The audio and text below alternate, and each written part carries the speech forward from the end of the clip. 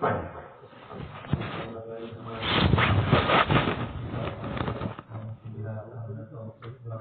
دیا اور جس ہستی نے ان اشعار کو جو بنایا ہے وہ ہستی بھی بڑی باسمال تھی، جس کے اندر اشعار کے اندر سید کا نام آیا، حکیم الاسلام حضرت مولانا قاری سید صاحب رحمۃ اللہ علیہ، جنہوں نے بڑی اڑن کے ساتھ اور بہت ہی محبت کے ساتھ جو اشعار پیش فرمائے، جو حضرت نے محسوس کر لیا، دیکھ لیا، وہ حضرت کے انتقال کے بعد حضرت کے تکیے کے نیچے تحفیلوں کے نیچے سے اشعار یہ پائے گئے تھے، اور حضرت کے اوپر بھی زندگی کے اندر بہت حالات آئے، اور یہ اہتمام مولانا ابرار دلیری صاحب رحمۃ اللہ علیہ فرماتے تھے کہ محتمی یہ ہمون سے اس کا اصل مادہ اور ماخذ ہے، اور اس کو ہر وقت غم ہی لاحق رہتا ہے، محتمی اس کے اوپر حالات آتے رہتے ہیں، تو حضرت قاری صاحب کے اوپر بھی اپنے دور اہتمام کے اندر بہت حالات آئے، خیر اللہ تعالیٰ نے بہت مقبولیت عطا فرمائی تھی، تو محتمی حضرات کے اوپر تو حالات آتے ہیں، لیکن طلبا کا کام یہ ہے کہ وہ اپنے کام سے کام رکھیں، طلبا کا کام ہی یہ ہے کہ اپنے کام سے کام رکھیں۔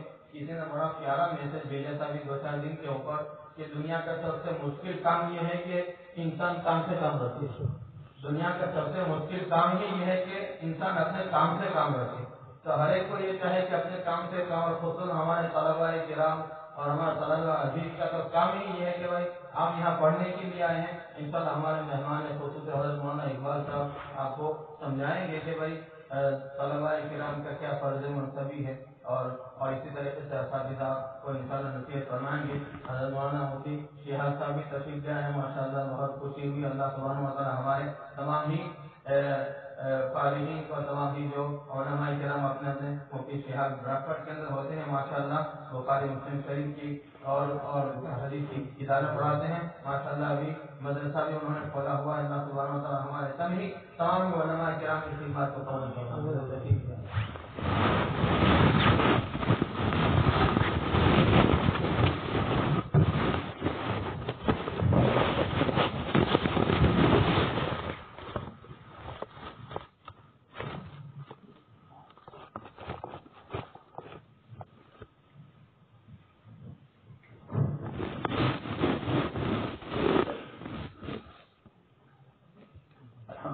رب العالمين والصلاة والسلام على سيد المرسلين وعلى آله وأصحابه أجمعين. قال الله تبارك وتعالى في الكلام المجيد والفرقان الحميد: أعوذ بالله من الشيطان الرجيم، بسم الله الرحمن الرحيم. فلولا نفر من كل فرقة منهم طائفة ليتفقهوا في الدين ولينذروا قومهم إذا رجعوا إليهم لعلهم يحذرون. وقال النبي صلى الله عليه وسلم: يحمل هذا العلم من كل خلف عدوله ينفون عنه تحريف الغالين وانتحال المبتلين وتأويل الجاهلين. صدق الله العظيم وصدق رسوله النبي الكريم، ونحن على ذلك لمن الشاهدين والشاكرين، والحمد لله رب العالمين.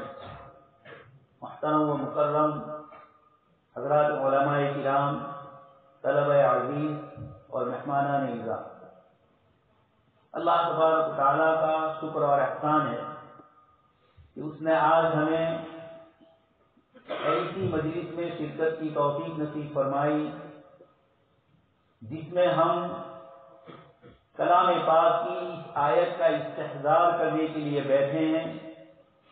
اللہ تبارک و تعالیٰ نے اس آیت میں ارشاد فرمایا: فلولا نفر من کل فرقۃ منهم طائفہ، امت کے مختلف گروہوں اور مختلف جماعتوں میں سے ایک جماعت اور ایک گروہ ایسا ہو، لیتفقہوا فی الدین، کہ وہ دین کی سمجھ حاصل کرے۔ لیتعلموا نہیں فرمایا، لیتفقہوا فی الدین فرمایا۔ صرف علم مقصود نہیں ہے، اللہ تبارک و تعالیٰ نے اس آیت میں من یرید اللہ بہ خیرا یفقہہ فی الدین، وہاں بھی فقہ اور دین کی سمجھ ذکر فرمائی، اور اس آیت میں اللہ پاک نے مدارس اسلامیہ کا نصاب اور سلیبس اللہ پاک نے خود ذکر فرمایا، اور اس نصاب کے بعد اس سے کیا مقاصد حاصل ہونے چاہیے، اللہ تبارک و تعالیٰ نے اس کو بھی ذکر فرمایا۔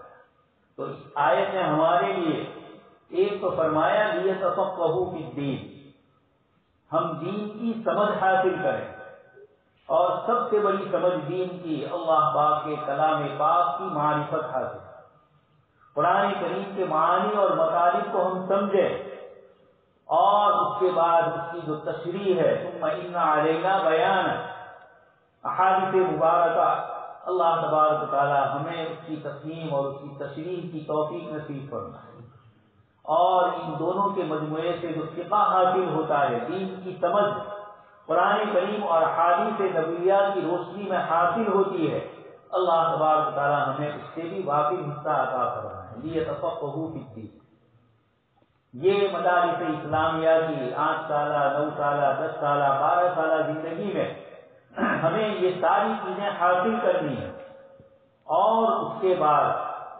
وَلِيُنذِرُوا قَوْمَهُمْ، اپنی قوم کی طرف جانا ہے، اور لِيُنذِرُوا، اپنی قوم کو بشارت بھی دینی ہے، اور اس کے ساتھ عمومی طور پر کیونکہ انسان کی خواہش کی وجہ سے انسان اللہ پاک کو ناراض کرنے والے اعمال میں عمومی طور پر لگ جاتا ہے، ہوائے نفسانی اور شیطانی وسوسوں کی وجہ سے انسان اللہ پاک کو ناراض کرنے کی طرف زیادہ مائل ہوتا ہے، اس لیے آیت کریمہ میں وَلِيُنذِرُوا قَوْمَهُمْ فرمایا۔ اس لیے ایسا نہ ہو کہ ہمارے علماء فارغ ہونے کے بعد صفت انذار کا ان پر غلبہ ہو، اور اپنی قوم کو جب دعوت دے تو ڈرانے دھمکانے اور غصے ہی میں گفتگو کرے۔ اس لیے جناب نبی اکرم صلی اللہ علیہ وسلم نے اپنے صحابہ کرام کو مختلف علاقوں میں بھیجا تو یہ فرمایا بشرا ولا تنفرا، یسرا ولا تعسرا، کہ امت کے پاس جا کر امت کو بشارت دو، ان کے اوپر سختی مت کرو، ان کو رغبت دلاؤ، اپنی طرف متوجہ کرو، اور ان کو نفرت والی چیزیں مت بتلاؤ کہ وہ تم سے متنفر ہو جائے۔ یہ اس آیت کریمہ میں اللہ پاک نے پہلے مقصد کو ذکر فرمایا، طالب علم اور طلب علم کا مقصد ہمیں یہ غور کرنا ہے کہ قرآن کریم نے ہمیں جو نصاب اور سلیبس بتلایا، اور اللہ پاک نے یہ فرمایا لیتفقہوا فی الدین، تو سب سے پہلے ہم اپنا روزمرہ مطالعہ کریں، اساتذہ کرام کے درس میں بیٹھتے ہیں، اور اس کے ساتھ اس وقت چونکہ ہمارے فارغین علماء کی جماعت کی تشریف فرمائے تو ان کو وَلِيُنذِرُوا قَوْمَهُمْ إِذَا رَجَعُوا إِلَيْهِمْ کی طرف اشارہ کر کے فرمایا جا رہا ہے کہ صفت انذار تمہارے اندر ہو، اور اپنی قوم کو اللہ کے دین کی دعوت۔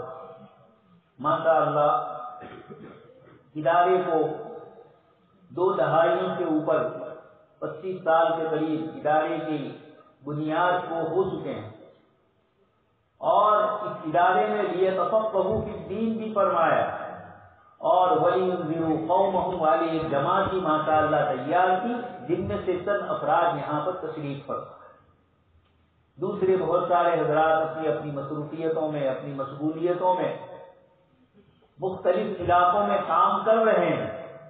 تو ہمیں اس آیت کی روشنی میں یہ خوشی ہو رہی ہے کہ ادارے کے بانیوں نے جن مقاصد کے ساتھ اس ادارے کی بنیاد رکھی، اللہ تبارک و تعالیٰ نے اس ادارے کو اس 25 سالہ دور میں الحمدللہ وَلِيُنذِرُوا قَوْمَهُمْ والی ایک جماعت تیار فرما کر امت میں پہنچائی، اور وہ جماعت امت میں کیا کام کر رہی ہے، ہمارے ان فارغین حضرات علماء کرام نے تشریف لا کر اپنی مختصر سی رودات سنائی، ان کو کن کن حالات سے گزرنا پڑا ہوگا فارغ ہونے کے بعد،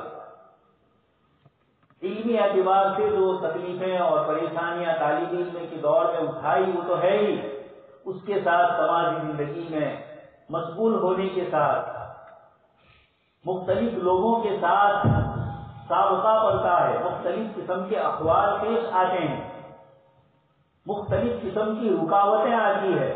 اللہ تبارک و تعالیٰ نے ان رکاوٹوں، ان پریشانیوں اور ان تکلیفوں کے ساتھ ان حضرات کو جن مقاصد کے لیے اللہ پاک نے ان کا انتخاب فرمایا ہے، اللہ پاک نے ان کو اس میں مشغول رکھا۔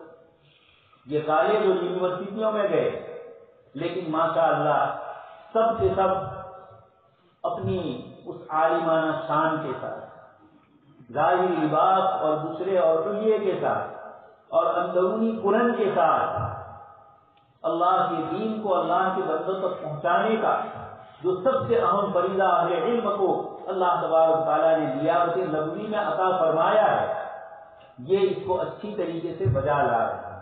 اس پر اللہ تبارک و تعالیٰ کا شکر اور احسان ماننا چاہیے۔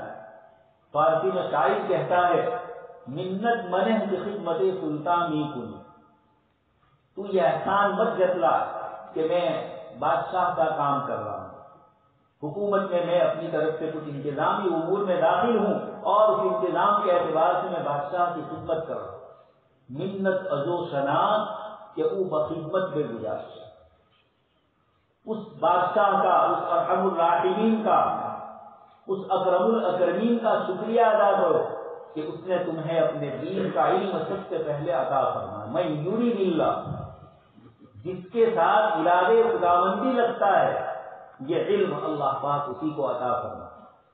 بہت سے لوگ داخل ہوتے ہیں چلے جاتے ہیں، کچھ ناقص ہو کر چلے جاتے ہیں، کچھ پہلے سے ہی بھاگ جاتے ہیں۔ اللہ پاک کو جس بندے کا انتخاب اپنی طرف سے کرنا ہوتا ہے، مشیت الہی اور ارادے خداوندی جس کے ساتھ شامل حال ہوتا ہے، اللہ تبارک تعالیٰ اس بندے کو پائے تکمیل تک پہنچاتے ہیں، فراغت تک اس کو پہنچاتے ہیں، اور مزید تخصصات کے شعبوں میں اللہ پاک اس کو لگاتے ہیں۔ اس کو پڑھنے کے بعد اگر وہ دنیاوی ایجوکیشن میں بھی جا رہے ہیں تو اپنے آپ کو جناب نبی اکرم صلی اللہ علیہ وسلم کا نائب بنا کر وہاں پہنچا رہے ہیں، اور وہاں سے واپس آتے ہیں، اپنے اپنے علاقوں میں کام کرتے ہیں، وہاں بھی جناب نبی اکرم صلی اللہ علیہ وسلم کی نیابت کے ساتھ وہ لگے۔ دوستوں اور بزرگوں، ہم علماء کرام کی جو فضیلتیں قرآن کریم میں اللہ پاک نے ذکر فرمایا، اس کے ساتھ لطیف اشاروں میں ہمیں ذمہ داریاں بھی بتائیں۔ پرسوں میں نے آپ کے سامنے ایک آیت کی تلاوت کی تھی، طلبہ عزیز کے سامنے، علماء کرام کے سامنے، کہ قارون، اس کا قصہ قرآن کریم میں اللہ پاک نے 20ویں پارے میں ذکر فرمایا، اس کے مختلف احوال کو ذکر کیا۔ وہ ایک دن نکلا، وخرج علی قومہ فی زینتہ، بڑی شان و شوکت کے ساتھ دنیاوی اپنا سارا مال و دولت، اپنا مقام اور مرتبہ بتلاتے ہوئے لوگوں کے سامنے نکلا۔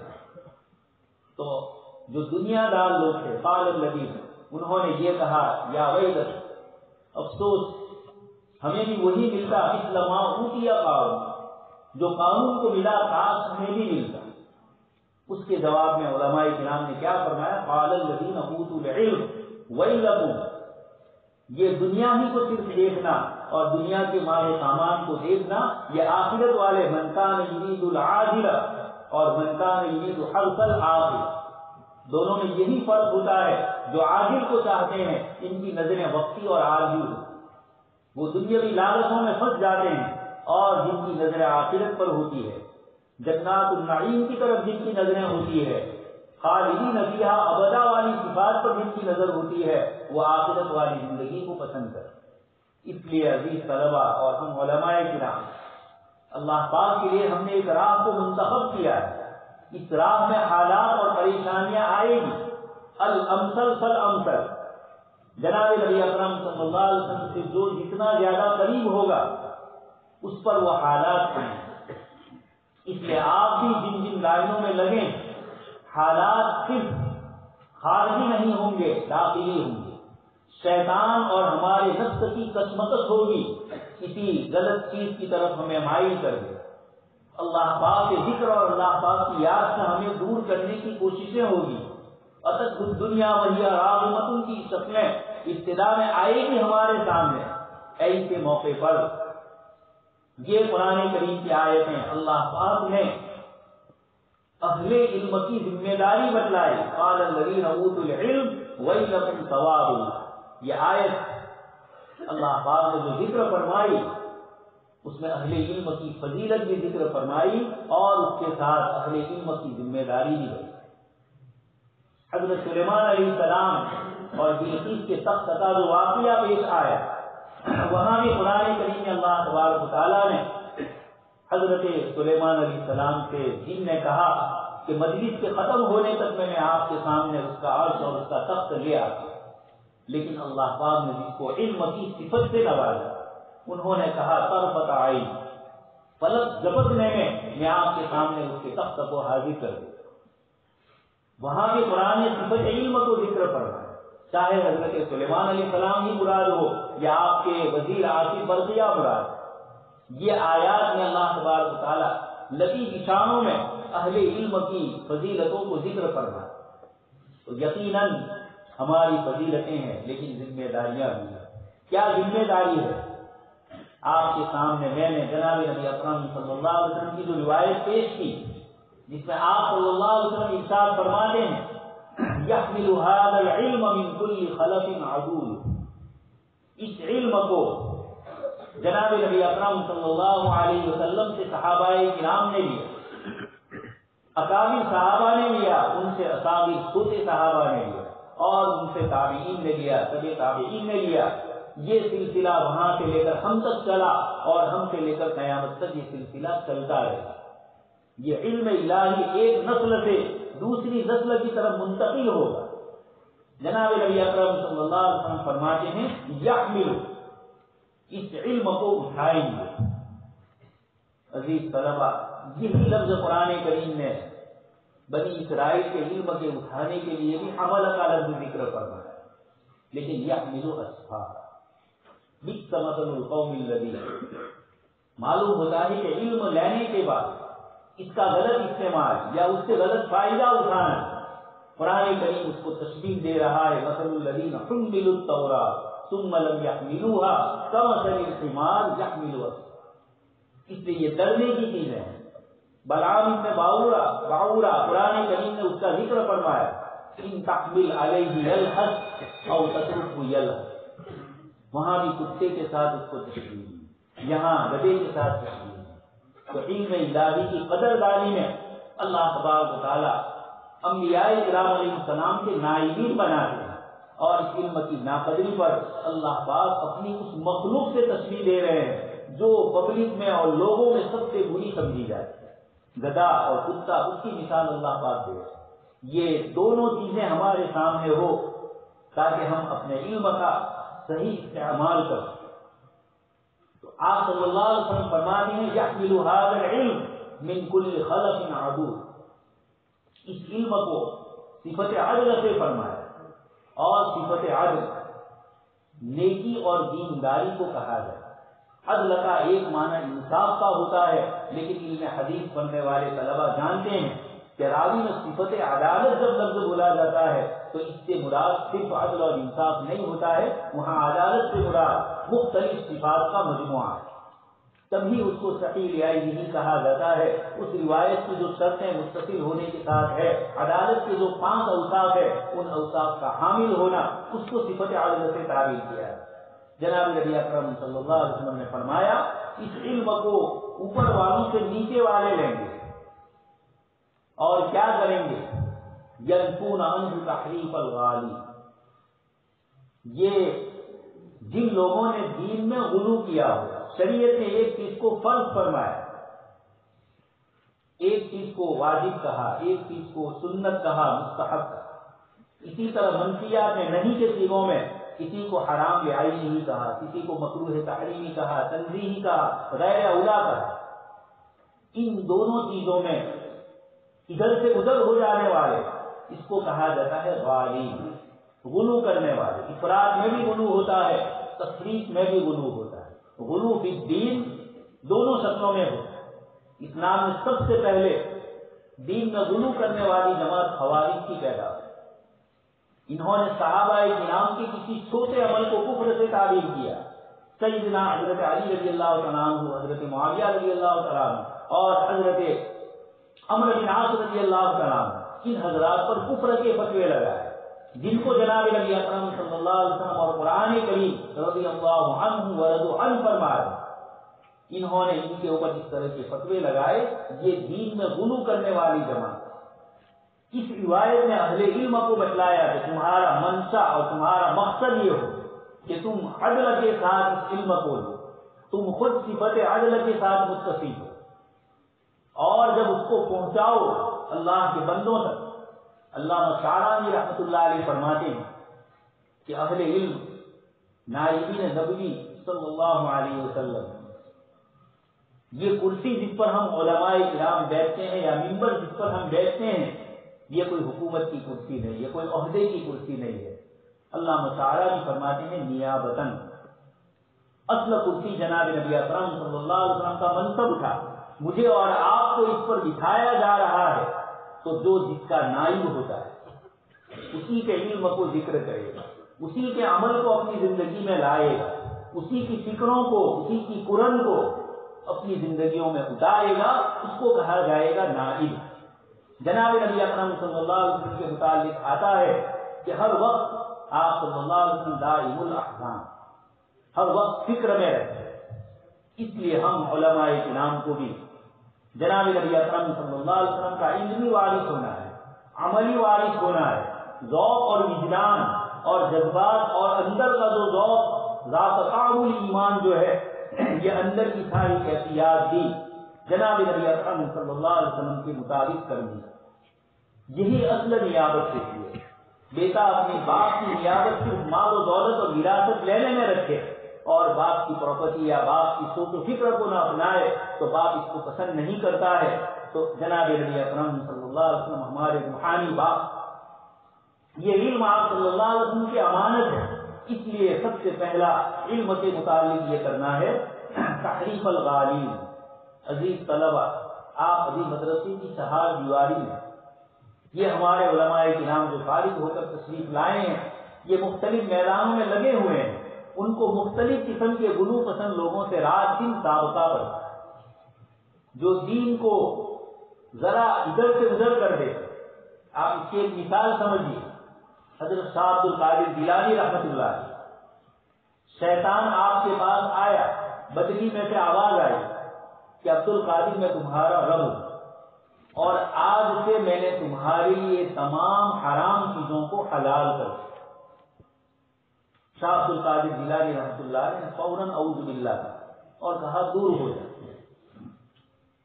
جاتے جاتے اس نے دوسرا ایک جملہ کہا، وہ بھی ہم اہل علم کے لیے بڑا قیمتی ہے۔ اس نے کہا عبد القادر، تمہارے علم نے تمہیں بچایا، ورنہ تمہارے جیسے کتنے عابدوں کو میں اس طرح گمراہ کر چکا۔ حضرت شاہ صاحب رحمۃ اللہ علیہ فرماتے ہیں کہ پہلے جملے کے مقابلے میں دوسرا جملہ خطرناک۔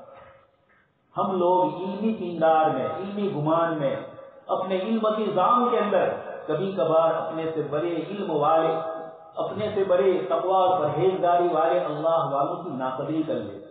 جوان عالم ہوتا ہے، فارغ ہو کر نیا نیا نکلا ہے، فریش علم ہوتا ہے، کسی مسجد میں، کسی مدرسے میں، کسی علاقے میں جاتے ہیں، ہم کوئی ایک نیا مسئلہ کھڑا کرتے ہیں، رات دن ہمیں اپنے فارغین سے اس طرح کے سابقے پڑے، کسی بھی چیز کو کس انداز سے سمجھایا جائے، یہ ایک بڑا یکمن علم بڑا دہمن عقل بے بارے۔ فارسی کا شاعر کہتا ہے ایک من علم اگر آپ کے پاس ہے 20 کلو، اس کے لیے 1 کوئنٹل آپ کو یکمن علم بڑا دہمن عقل بے بارے، 10 من عقل کا ہے، اس سے بھی زیادہ 2 کوئنٹل۔ یہ کیا ہے؟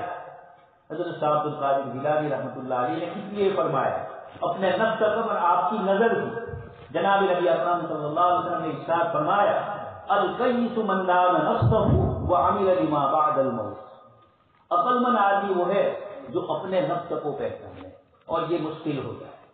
آدمی بیٹھے بیٹھے بھی تلذذ لے رہا ہے۔ حضرت امام غزالی رحمۃ اللہ علیہ فرماتے ہیں خود بخود خوش فہمی میں مبتلا ہوتا ہے، میں ایسا ہوں، میں ویسا ہوں، میرے جیسا بڑا علم والا نہیں، میرے جیسا نقلی نہیں، سردی نہیں، میرے جیسا وعظ و تقریر کرنے والا نہیں، میرے جیسا درد کسی کا نہیں۔ حضرت مولانا سید ابو الحسن علی ندوی رحمۃ اللہ علیہ فرماتے ہیں شیطان اتنا بے وقوف نہیں ہے کہ مسلسل نماز کی پابندی کرنے والے کے پاس آ کر اس کو نماز سے دور کرے، اس کا علم بھی بڑھا ہوا ہے۔ حضرت تھانوی رحمۃ اللہ علیہ فرماتے ہیں علم کی بھی عین تھی، عمل کی بھی عین تھی، لیکن معرفت الہیہ، عشق الہی والے عین اس کے پاس نہیں ہے۔ تو حضرت عبد القادر جیلانی رحمۃ اللہ علیہ نے دوسرے جملے سے اشارہ کر کے ہم سب کو بتلایا، یہ حضرت عبد القادر جیلانی رحمۃ اللہ علیہ کیسے سمجھے کہ یہ شیطان ہے؟ آپ کو جناب نبی اکرم صلی اللہ علیہ وسلم کی ختم نبوت پر کامل یقین تھا کہ آپ صلی اللہ علیہ وسلم اللہ پاک کے آخری نبی ہے، حلال اور حرام کی فہرست آپ کے ذریعے ختم ہو چکی، اب کوئی کسی کے لیے کوئی چیز حلال اور حرام نہیں کرتی۔ قرآن کریم میں اللہ پاک نے 9ویں پارے میں ذکر فرمایا ہے وَيُحَرِّمُ عَلَيْهِمُ الْخَبَائِثَ وَيُحِلُّ لَهُمُ الطَّيِّبَاتِ وَيُحَرِّمُ عَلَيْهِمُ الْخَبَائِثَ الَّذِينَ يَتَّبِعُونَ الرَّسُولَ النَّبِيَّ الْأُمِّيَّ۔ آپ صلی اللہ علیہ وسلم کی صفات کو اللہ پاک نے ذکر فرمایا، اس میں فرمایا وَيُحِلُّ لَهُمُ الطَّيِّبَاتِ، جتنی پاکیزہ چیزیں تھی آپ صلی اللہ علیہ وسلم نے آ کر اس کو حلال فرمایا، اور وَيُحَرِّمُ عَلَيْهِمُ الْخَبَائِثَ، انسانی طبیعت کے لیے، انسانی صحت کے لیے، انسانی روحانیت کے لیے جتنی چیزیں ناپسندیدہ تھی جناب نبی اکرم صلی اللہ علیہ وسلم نے ان سب کو حرام فرمایا۔ تو شاہ عبد القادر جیلانی رحمۃ اللہ علیہ فرما رہے ہیں کہ جب علت اور حرمت جناب نبی اکرم صلی اللہ علیہ وسلم پر مکمل ہوئی، اب کون ہے تو میرے لیے حرام چیز کو حلال کرے؟ ختم نبوت پر یقین نے آپ کو اس چیز سے بچائی۔ یہ اس طرح کا غلو لوگوں کی طرف سے آتا ہے، عقائد میں آتا ہے، اعمال میں آتا ہے، حتیٰ کہ تصوف جیسے ذکر و اذکار میں بھی تبھی اللہ پاک نے حضرت تھانوی رحمۃ اللہ علیہ کو جو توفیق عطا فرمائی مجدد ملت کو، آپ نے تصوف میں جو غلط قسم کی چیزیں تھی اس کو نکالا اور تصوف کو قرآن و حدیث کے مطابق صاف ستھرا کر کے وَيُزَكِّيهِمْ، اس تزکیہ نفس کا جو اشارہ حدیث جبرائیل میں بھی ہے، الاحسان ان تعبد اللہ کأنک تراہ۔ حضرت تھانوی نے باہر کی جو خارجی چیزیں تھیں، غلط چیزوں سے آئی تھی، غلط مذہبوں سے آئی تھی، غلط علم اور غلط جہالت سے آئی تھی، ان سب کو دور کیا۔ تو آپ صلی اللہ علیہ وسلم نے علماء کرام کو فرمایا کہ سب سے پہلا ان کا فریضہ ہوگا کہ اس طرح کے غلو سے وہ پاک ہوں، بلکہ غلو کرنے والوں کے اس غلو کو رد کریں گے، ينفون عنہ، یہ دور کریں گے غلو کرنے والوں کی تحریف اور ان کے غلو کو۔ اس کے بعد فرمایا وَانتحال المبتلین، باطل جماعتیں جو ہوگی، باطل جو قرآن اور حدیث کے مخالف باطل طریقوں سے لوگ دنیا میں اپنا علم اور اپنی چھوٹی پہنچائیں گے، اہل علم اس کو جانتے ہوں گے، اس کی پہچان ان کو ہوگی، پہچان ہوگی تبھی تو اس کو رد کر سکیں گے۔ قرآن کریم میں اللہ پاک نے حضرت صاحب ولی اللہ رحمۃ اللہ علیہ نے فوز القبیر میں جو علوم ذکر فرمائے، علم مجادلہ، قرآن کریم میں اس کو ذکر فرمایا، اللہ پاک نے یہود کے دلائل کو ذکر کیا، اس کا رد فرمایا، نصارہ کے دلائل کو ذکر فرمایا، اس کو رد کیا۔ یہ ہمیں دوسرے نمبر کے اوپر انتحال المبتلین، اس سے چوکنا اور چوکس رہنا ہے حضرات علماء کرام۔ تیسرے نمبر پر فرمایا وہ تأویل الجاہلین، تعویل کریں گے، اور حدیث شریف کے فصاحت و بلاغت جوامع الکلم دیکھیے آپ صلی اللہ علیہ وسلم کی، ایک طرف تعویل ہے اور ایک طرف جاہلین۔ معلوم ہوا کہ وہ اس پندار میں اس گمان میں ہوگا کہ مجھ سے زیادہ جانکار کوئی۔ ایک صاحب آئے یہیں سے اور ایک مسئلے پر گفتگو کر رہے، کہا کہ میں نے ایک تفصیل لکھی ہے۔ میں نے پوچھا کہ کیا عربی زبان آپ کو آتی ہے؟ انہوں نے کہا کوئی ضرورت نہیں، یہ نہیں کہا کہ نہیں جانتا ہوں، یہ کہا کہ کوئی ضرورت نہیں۔ میں نے کہا بیائی ہی یہی بات میں اگر سائنس کے متعلق کہوں اور آپ مجھے پوچھو کہ سائنس کی کس کتاب میں دیکھا، میں کہوں مجھے کوئی ضرورت نہیں، مجھے انگلش کی کوئی ضرورت نہیں، تو آپ اس کو صحیح مانو۔ ایک انسانی علم کے لیے تو آپ کو اس کی جو لینگویج ہے جس میں یہ علوم منتقل ہوئے ہیں، اور اس وقت انٹرنیشنل وہ زبان ہے اور اسی میں یہ سارے علوم ریسرچ کے ہو رہے ہیں، اس کے لیے تو آپ یہ کہو گے کہ نہیں ضروری ہے۔ اور اللہ پاک کا کلام جو اس نے اپنے رسول کے قلب اطہر پر علی لسان علی قلبک لتکون من المنذرین، آپ کے قلب اطہر کے اوپر جس کا القاء ہوگا، سخت سردی میں اللہ کے نبی ہونے کے باوجود آپ پر کیا مشقت اور کیا تکلیف ہوتی، جن چیزوں پر آپ سہارا دیتے تھے ان چیزوں پر بھی بوجھ لگ رہا ہے۔ یہ تو حصی بوجھ تھا، وحی الہی کا جو اصل بوجھ تھا وہ تو قلب اطہر کے اوپر ہو رہا۔ یہ تو اس کی ظاہری علامتیں تھی، آپ کپڑا ڈال لیتے تھے، ہلکی سی آواز آتی تھی، یہ ساری چیزیں تو ظاہری اسباب ہے قرآن کے۔ اس وحی الہی کے لیے صاحب وحی کی زبان آپ نہ جانتے ہو اور آپ ان کی طرف سے ترجمان بننا چاہ رہے ہو، کیسے ہو سکتا ہے؟ لیکن دوستوں اور بزرگوں، یہ ہے تأویل الجاہلین۔ رات دن نئے نئے مسائل آتے ہیں، اجتہاد کے عنوان سے یہ بیچارے کیا کیا گل کھلا رہے. ایک صاحب ملیشیا کے ایک یونیورسٹی کے بہت بڑے پروفیسر، اور یہ جو سٹا مارکیٹ، کامرس مارکیٹ جو چلتی ہے، اس کے متعلق یہ لکھ رہے ہیں. حضرت مولانا مفتی تقی صاحب دعوت برکاتہم کا پورا اس پر مقالہ ہے. اس پر آپ نے ایک جگہ یہ لکھا ہے کہ جب وہ سرکی اعتبار سے بیع و شرا ہی رہی ہے، سچا ہے، تو اس کے متعلق گفتگو کرنے کی ضرورت ہے. یہ حضرت مولانا تقی عثمانی صاحب دعوت برکاتہم نے لکھا. اس کے جواب میں پروفیسر عبد الماجد صاحب لکھ رہے ہیں حضرت مولانا تقی صاحب کے متعلق کہ یہ علماء کرام مقاصد شریعت کو نہیں جانتے. بولنے والا بیچارہ خود اپنے کو دیکھے کہ مقاصد شریعت کو پہلے جاننا ہوگا تو مقاصد کا پتہ چلے. جو لوگ شریعت کو نہیں جانتے اور مقاصد کے پیچھے لگے ہیں یقیناً یہ تقویل الجاہلین ہو. اس لیے کہ شریعت کے مقاصد، جس چیز کو آپ نہیں جانتے ہیں اس کے مقاصد آپ کیسے متعین کریں. یہ تو اصول فقہ کے بعد، قواعد فقہیہ کے بعد آگے مرتبہ آتا ہے مقاصد شریعت.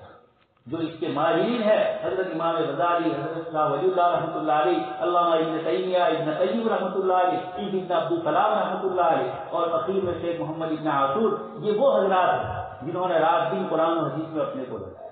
تو ایسا ذلہ کہیں گے، سود کے جواز کے لیے کیسی کیسی دلیلیں کریں گے. جناب نبی اکرم صلی اللہ علیہ وسلم نے علماء کرام کی ذمہ داری بتلائی کہ تقویل الجاہلین کو روکنا آپ کی ذمہ داری. تو عزیز طلبہ، ہم یہاں آئے ہیں پڑھنے کے لیے. اللہ تبارک تعالیٰ نے ہمیں یہ موقع عنایت فرمایا. یہاں قرآن اور حدیث کے مطالعے کے لیے کتابیں آپ کو مل رہی ہیں، اساتذہ مل رہے ہیں. سمجھ میں نہیں آیا ساتھیوں سے، اساتذہ سے پوچھ سکتے ہیں. باہر جب نکلیں گے تو عجیب و غریب مسائل سے سابقہ پڑے گا. اس وقت آپ یاد کریں گے کہ پڑھنے کے زمانے میں محنت نہیں کی، اس کے نتیجے میں یہ ہو رہا ہے. تو اب اس کے بعد بڑی محنتیں کرنی پڑیں. ہمارے فارغ پڑھنے کے زمانے میں بہت زیادہ محنت نہیں کرتے. ایک دن آئے اور آنے کے بعد انہوں نے مجھے کہا سنا مسئلے کا ذکر کی اور کتابوں کے نام لیے. مجھے تعجب ہوا کہ پڑھنے کے زمانے میں بیچارے کا ان کتابوں سے کوئی واسطہ نہیں ہے، اور اب یہ اتنی ساری کتابوں کے حوالے دے رہا ہے. میں نے علامہ اقبال کا ایک شعر اس کو کہا، خدا کسی طوفان سے آشنا کر دے کہ تیرے بحر کی موجوں میں اضطراب نہیں. پڑھنے کے زمانے میں بحر کی موجیں تھمی ہوئی، سمندر سکون رکھتا ہے تو پانی وہاں جم رہا ہے. اللہ پاک نے ایک نظام بنایا ہے. تو ایک ان کو کچھ لوگ مل گئے غیر مقلدین، جو روزانہ ان کو کوئی نہ کوئی مسئلہ پوچھنے لگا. وہ تو امام سے نکالے، نہ تقریر کر سکتے تھے نہ یہ چیزیں، لیکن روزانہ کچھ کرتے رہے. تو اندر کا جو علم تھا اور اندر کی جو بے چینی تھی، اور عوام کے سامنے بھی تو جواب دینا ہے کہ مولانا جواب نہیں دے سکے، یہ بھی ایک مستقل مسئلہ ہوگا کہ اس غیر مقلد نے یہ بات کہی اور یہ بول. تو اب مطالعہ کر رہے ہیں. تو اس سے پہلے کہ ہماری موضوع میں اضطراب نہ ہو، یہیں سے ہم مکمل علم حاصل کر کے جائیں، ایسے اصول اور ضابطوں کی روشنی لے کر جائیں کہ باہر جا کر جب بھی اس قسم کے مسائل آئے اللہ تبارک تعالیٰ ہمیں اس کی توفیق عنایت. اس لیے عزیز طلبہ، محنت سے ہم اپنے آپ کو لگائے. کل بھی آپ کے سامنے محنت اور مطالعے کے سلسلے کی گفتگو کی. یہی ہماری زندگی کا سب سے بڑا حاصل ہے. کون نہیں چاہتا ہے کہ میں اچھا بنوں؟ ایک کرکٹر یہ چاہتا ہے کہ میں ورلڈ لیول کا کرکٹر بنوں. ایک فٹ بال والا یہ چاہتا ہے کہ میں ورلڈ لیول کا فٹ بال کا ماہر بنوں اور دنیا میں میری واہ واہ ہو. یہاں واہ واہ کرنی نہیں ہے، اللہ پاک کی طرف سے خود بخود ہو. آدمی استعداد اور صلاحیت والا ہوتا ہے، دنیا کے کسی بھی کونے میں ہوگا، اللہ تبارک تعالیٰ اس کو چمکائیں گے اور لوگ وہاں تک پہنچے گے. حضرت ابن تیمیہ رحمۃ اللہ علیہ جیل میں ڈالا ہے. شاگردوں نے بادشاہ وقت سے درخواست کی کہ ہمارے استاد جیل میں ہیں، آپ وہاں ہمیں درس کے لیے دیجیے. امام سرخسی رحمۃ اللہ علیہ مبسوط اتنی جلدوں میں آپ نے لکھی، اصول سرخسی لکھی. یہ کنویں میں ڈالے گئے، طالب علم کنویں کے کنارے پر کھڑے ہیں اور یہ نیچے سے درس دے. یہ اس علم کی اللہ پاک نے یہ تاثیر رکھی ہے. اس لیے ہم اپنے آپ کو ان چیزوں کی طرف لگائیں. اور ہمارے مولانا نے جو اشعار پڑھے ذرا اس کو اس نہج سے سمجھنا ہے. حضرت قاری محمد طیب صاحب رحمۃ اللہ علیہ 55 سال تک 65 ایئرز تک آپ دارالعلوم دیوبند کے محتمین رہے. دارالعلوم دیوبند کو انٹرنیشنل کرنے والے آپ، پوری دنیا میں پہچان اس کی. عقائد کے اعتبار سے، اعمال کے اعتبار سے، تعلیم و تعلم کے اعتبار سے، حکمت اور فلسفے کے اعتبار سے، زندگی کے اخیری دنوں میں حالات آئے، وہاں اہتمام سے الگ ہو کر آپ اپنے گھر میں ہیں۔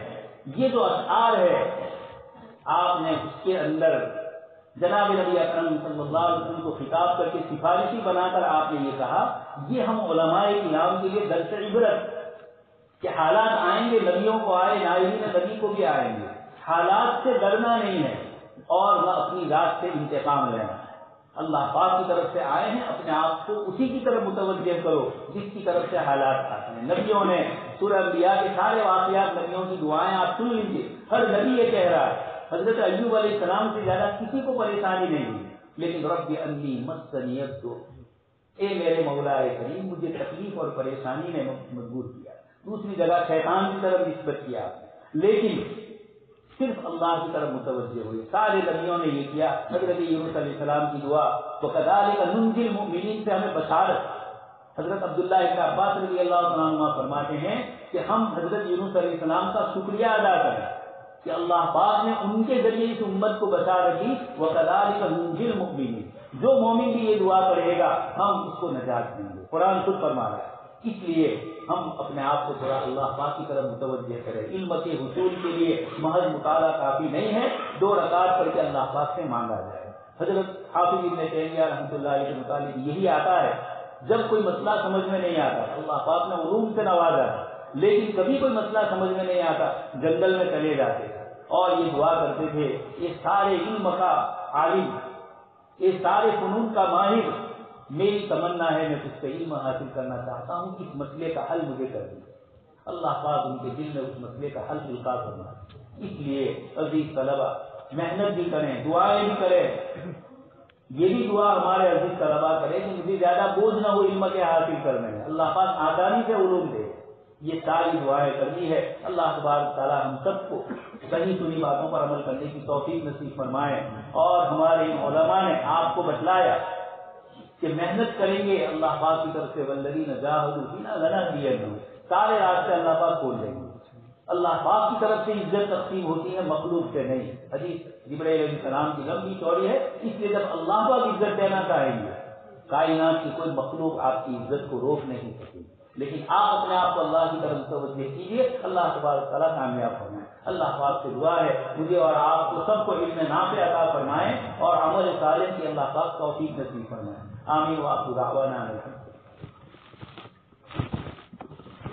الحمد للہ رب العالمین، والصلاة والسلام علی سید المرسلین وعلی آلہ واصحابہ اجمعین۔